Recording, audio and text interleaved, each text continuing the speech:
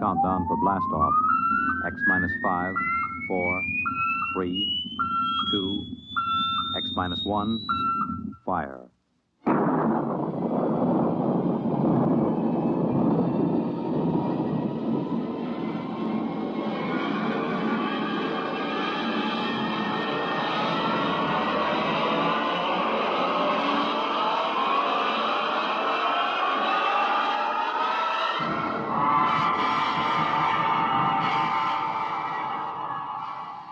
From the far horizons of the unknown come transcribed tales of new dimensions in time and space.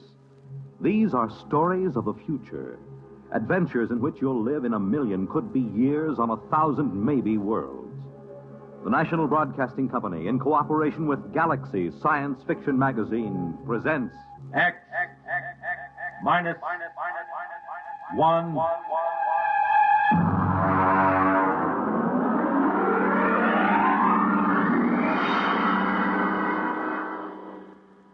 This week, the police chiefs of the country are meeting in Chicago for the 63rd Annual Conference of the International Association of Chiefs of Police. Tonight, X-1 is proud to salute them as we present The Lifeboat Mutiny by Robert Sheckley.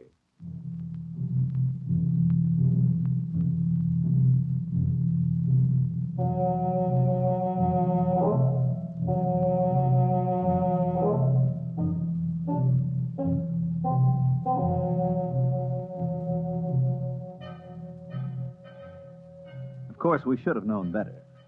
In a way, we were asking for it, but frankly, we were short of credits, and beggars can't be choosers. As a rule, I don't like second-hand equipment, not if I have to trust my life to it. But Joe, the interstellar junk man, can be pretty persuasive. He has an air of confidence when he walks down between the rows of antique jalopies on his lot and pats an airlock door lovingly or kicks at the ground gyros to show how firm they are. Joe exudes faith the way trees drip sap in the spring. And if you get too close, a little rubs off on you. Yeah, you see, solid as a rock. Look at that plating. I'm telling you, this boat is a real buy. She looks pretty old. Sure, she's old. Now, don't give us that story about it belonging to a little old lady who used it to flit to church on Sundays. Now, look, boys, I'm not trying to unload something on you. I don't stand to make a nickel on this, but tell me the truth. Did you ever hear sweeter engines? And look at those servos. Pretty old. And that hull. I bet it's 500 years old and not a spot of corrosion on it. I'm telling you, you're lucky. It's a coincidence, you two fellas coming in. You need a lifeboat. And sitting right here waiting for you, like you was made for each other, is this baby. Well, she certainly does seem rather nice. What do you think about it, Dick? It does look pretty good. It's about what we need for the ocean survey work on Trident. But you know Joe. They just don't build them this way anymore. Look at that propulsion unit. You couldn't dent it with a trip hammer. And note the capacity of the cooling system. It looks good, but some of these old machines, I just want to make absolutely sure it's safe. Safe? Safe. He asked me if it's safe. Is it? Now, step inside. Go ahead. Step inside. All right. Push that button. Right there on the instrument panel. This one? Yeah. I am Lifeboat 324A. Hey, the darn thing talks. Yeah, and in English, too. It's equipped with a universal translator. It's completely automatic. I told you they just don't build them this way anymore. Go ahead. Push the button again. I am Lifeboat 324A. My primary purpose is to preserve those within me from peril and to maintain them in good health. At present, I am only partially activated. Could anything be safer? This is no senseless hunk of metal. This boat will look after you. This boat cares. I don't know. The idea of an emotional machine always gets me. I can't even stand those robot maitre d's. They keep slobbering over you every time you go into a restaurant with their tubes just pouring kindness and consideration. Oh, you're a reactionary. We'll take it. You won't be sorry. Boys, you just bought yourselves a lifeboat.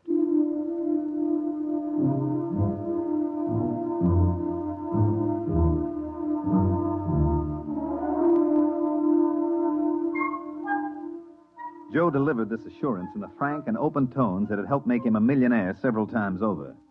It wasn't that he was dishonest. Far from it. All the flotsam he collected from anywhere in the universe worked. But ancient machines often had their own idea of how a job should be done. They tend to get peevish when forced into another routine.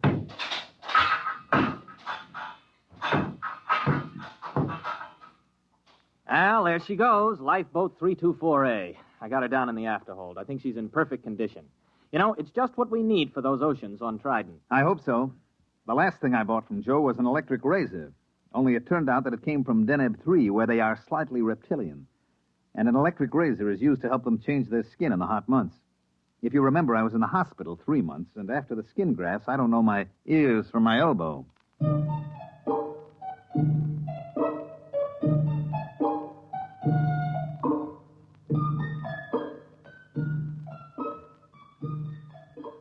This job we were on was to survey the planet Trident for a real estate speculator who bought it for subdivision. Trident was about the size of Mars, but with a far better climate. There was no native indigenous population, no poisonous plants, and no germ-borne diseases.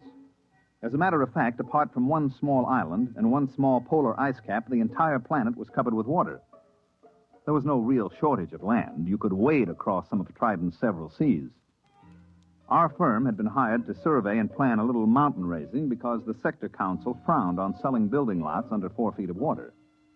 We landed on Trident and launched the lifeboat. Okay, I got the sandwiches in the water. Ready to cast off? Aye, aye, sir.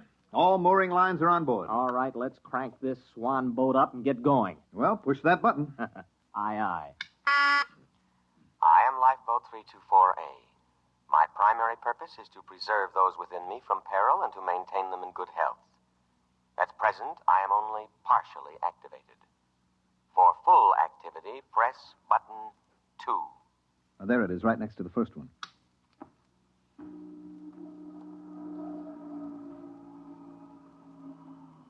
Well? Something's going on back there. Sounds like motors warming up. Hey, that sounds like a short circuit somewhere. You know there's no wheel on this thing? Oh, wait a minute. There's got to be some kind of tiller or control. Well, you look. That's all there are, 2 buttons. Well, then maybe she controls telepathically. I'll try it. Hey, 324A, go ahead slowly.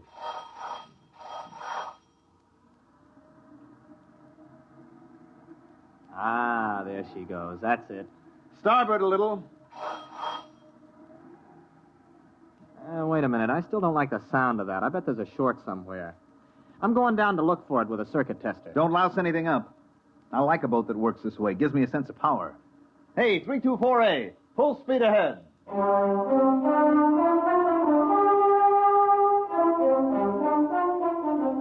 Arnold disappeared into the bilge with a circuit tester, and I handled the survey. Actually, our machines did all the work, tracing the major faults in the ocean bottom, locating the most promising volcanoes. And when the survey was complete, the next stage would be turned over to the subcontractor. He would wire the volcanoes, seed the faults, and touch the whole thing off. After that, there'd be enough dry land on Trident for anybody. Well, by mid-afternoon, I figured we could knock off for a while. We ate our sandwiches, took a drink of water from the canteen, and then had ourselves a swim in Trident's clear, green water.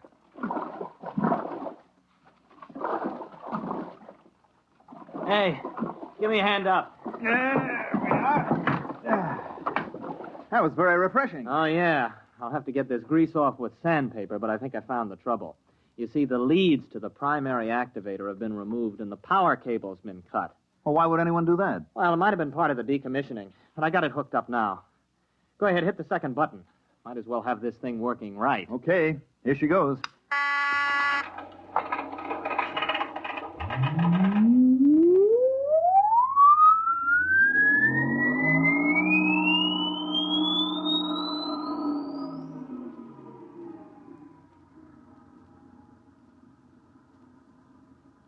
I am Lifeboat 324A.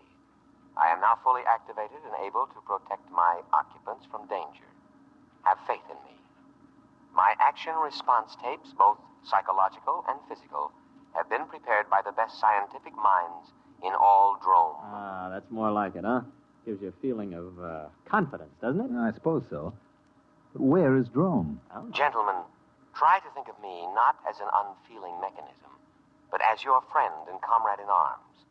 I understand how you feel. You have seen your ship go down, cruelly riddled by the implacable Hagen. What ship? What's it talking about? You have crawled aboard me, dazed, gasping from the poisonous fumes of water, half dead. Oh, no, wait a minute. You mean that swim we took? You got it all wrong. We were just surveying. Half dead, shocked, wounded, morale low. You were a little frightened, perhaps, and well, you might be, separated from the Drome fleet and adrift upon an alien planet. A little fear is nothing to be ashamed of, gentlemen. But this is war, and war is a cruel business, and we have no alternative but to drive the barbaric Hagen across space. There must be a reasonable explanation for all this. Probably an old television script got mixed up in its response bank. We better give it a complete overhaul. We can't listen to that stuff all day. Well, we're about a quarter of a mile from the island. I tell you what. I'll take it down and clean the goo out of the contacts when we get there. Hey, what's going on? We're stopping. Hey, lifeboat. Quiet, calm, trust in me. I am scanning the island. What's he talking about, scanning me? Better humor it. Lifeboat, that island's okay. We checked it personally. Perhaps you did, but in modern lightning-quick warfare, drone senses cannot be trusted. They are too limited, too prone to interpret what they wish. Electronic senses, on the other hand, are emotionless, eternally vigilant, and infallible within their limits. But there isn't anything there. I perceive a foreign spaceship on the island. Oh, that's our ship. It has no drone markings. Well, it hasn't any enemy markings either. I painted it myself. In war, we must assume that what is not ours is the enemy's. Oh. I understand your desire to set foot on land again, but I take into account factors that a drone motivated by his emotions would overlook. Consider the apparent emptiness of the strategic bit of land, the unmarked spaceship put temptingly out for bait, the fact that our fleet is no longer in this vicinity. All right, that's enough. Now, I'm tired of arguing with you. Go directly to that island. That's an order. I cannot obey that order. You are unbalanced from your harrowing escape from death. All right. Enough of this nonsense. I'm just going to take that cutoff switch and... Come to your senses, gentlemen.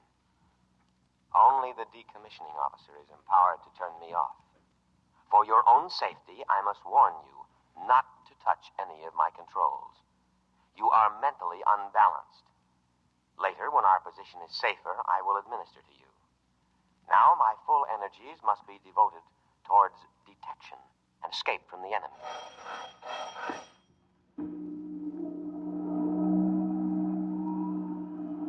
Where are we going? To rejoin the Drome fleet as soon as I can find it.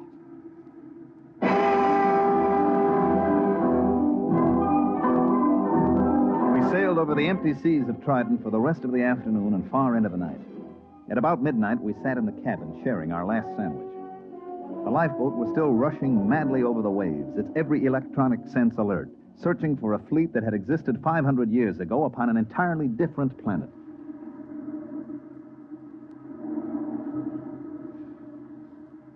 Oh, why didn't I pack more sandwiches? Did you ever hear of these drones? Yeah, vaguely.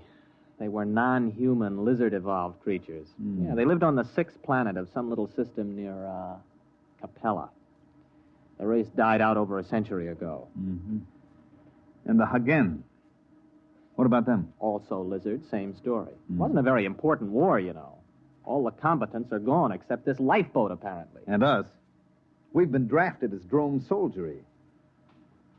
You think we can reason with this tub? Oh, no, I don't see how. As far as this boat is concerned, the war is still on.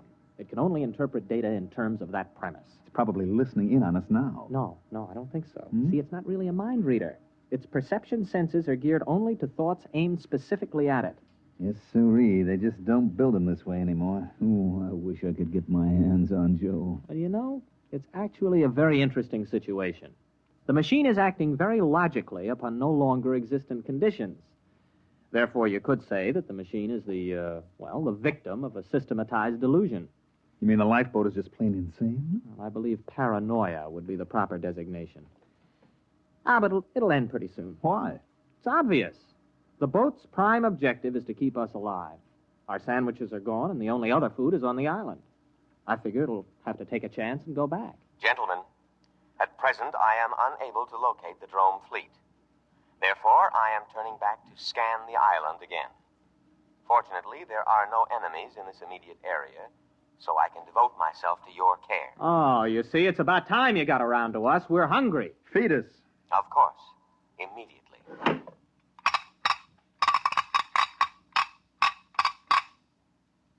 There you are, on the tray. What's that? That looks like clay. Oh, it smells like machine oil.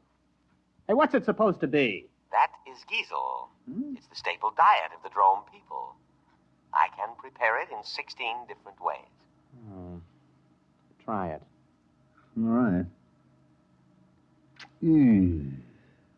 It tastes like clay coated with machine oil. We can't eat that. Of course you can. An adult drone consumes 5.3 pounds of giesel a day and cries for more. Now listen, we are not drones. We are humans, an entirely different species. The war you think you're fighting ended 500 years ago. We can't eat giesel.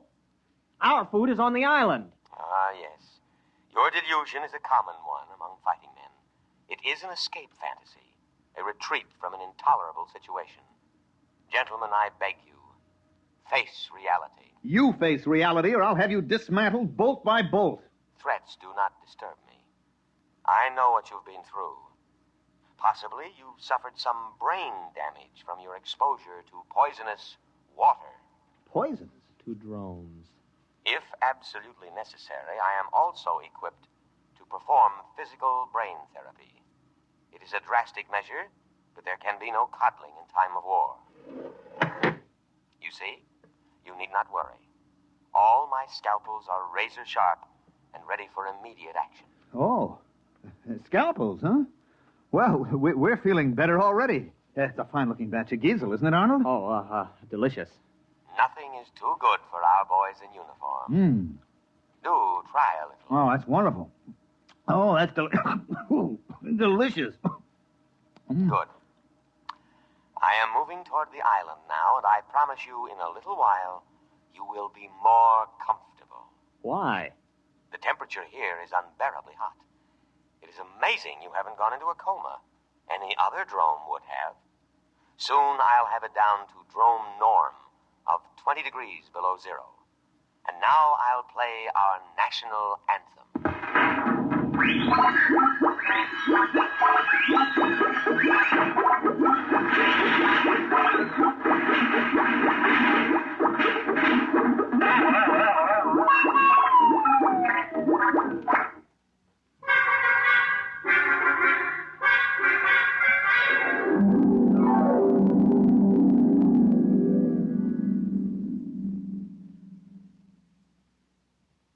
Arnold, What?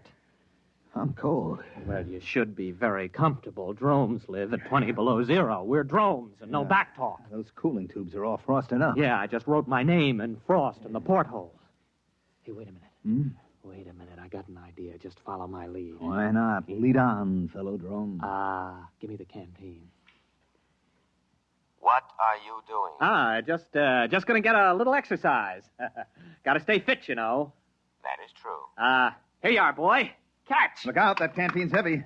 Just throw it right back, boy. Just heave it right in. Come on, let's see your curve. Be careful with that receptacle.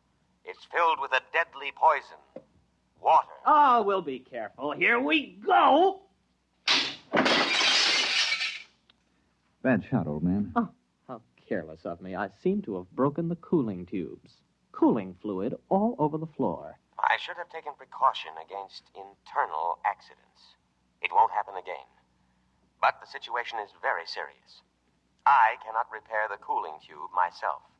I'm unable to properly cool the boat. Say that's tough. Now, if you'll just drop us on the island... That is impossible. My first duty is to preserve your lives, and you couldn't live long in the climate of this planet. But I'm going to take necessary precautions to ensure your safety. What are you going to do? There is no time to waste. I will scan the island once more. If our drone forces are not present, we will go to the one place on the planet that can sustain drone life. What place? The southern polar ice cap. The climate there is almost ideal. 30 degrees below zero. And of course, I must guard against any further internal accidents. So, I will lock you gentlemen in the cabin.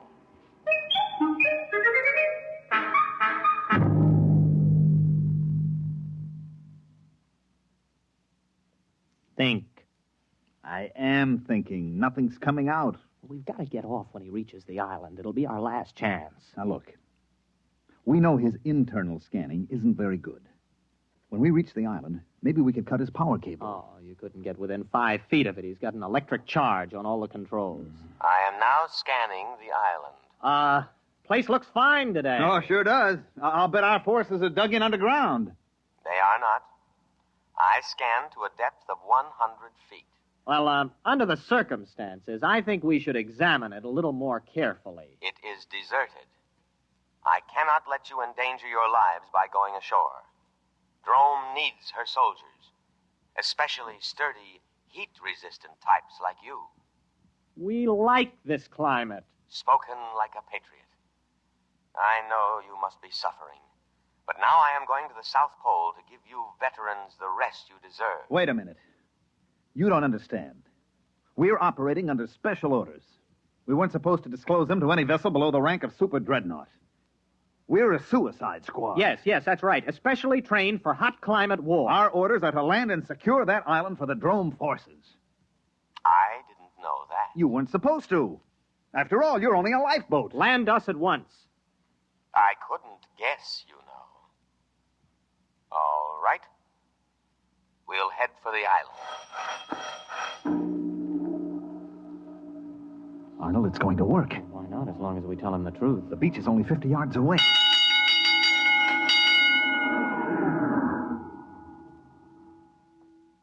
No. No, what? I cannot do it. What do you mean? This is war. Orders. I know, but I cannot obey. A different type of vessel should have been chosen for this mission, but not a lifeboat. You must think of our country. Think of the barbaric Hagen. It is electronically impossible for me to carry out your orders. My prime directive is to protect my occupants from harm. That order is stamped on my every tape, giving priority above all others. I cannot let you go to your certain death. You'll be court-martialed for this. I'll have you broken down to a dinghy. I regret to say I must operate within my limitations. I must take you to the safety of the South Pole. Listen, you crazy tin can. Let me at those controls. Please, do not attempt any more destruction. I know how you feel. Wait a minute, Arnold, old friend. Since we cannot accomplish our mission, we cannot ever again face our comrades. Death before dishonor. Hand me the canteen. No, don't. That's water. It is a deadly poison. Don't. Too late. Arnold, it's your turn. We, who are about to die, salute you. We die for glorious Drome. That goes for me, too. Speak to me. Speak to me. Lie still, you idiot. There is no known antidote. If only I could contact the hospital ship. Speak to me. Are you still alive? Answer me. Here. Here. Perhaps if you eat some giesel. Dead. Dead. Dead. I will now read the burial service. Great Spirit of the universe, take into your custody the souls of these your servants. Although they died by their own hand, still it was in the service of their country, fighting for home and hearth. Judge them not harshly for their impious deed. Rather, blame the spirit of war that inflames and destroys the spirit of all drome. And now, by the authority vested in me, by the drome fleet, and with all reverence, I commend their bodies to the deep. Ow! Shut up. Accept them, O ocean, for many brave hearts are at slumber in the deep. Float quietly. What's the lifeboat doing? It's still hanging around. Just pray the drones didn't believe in cremation. Sleep quietly, brave spirits. I will now play the drone national anthem.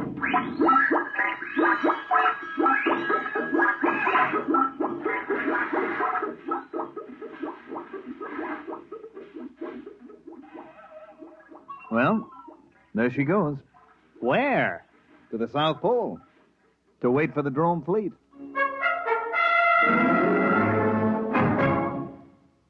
You have just heard X-1, presented by the National Broadcasting Company in cooperation with Galaxy Science Fiction Magazine, which this month features The Man Who Ate the World by Frederick Pohl.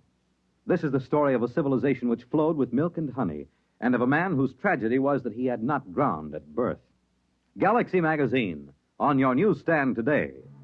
Tonight, by transcription, X-1 has brought you The Lifeboat Mutiny, a story from the pages of Galaxy written by Robert Sheckley and adapted for radio by Ernest Kenoy.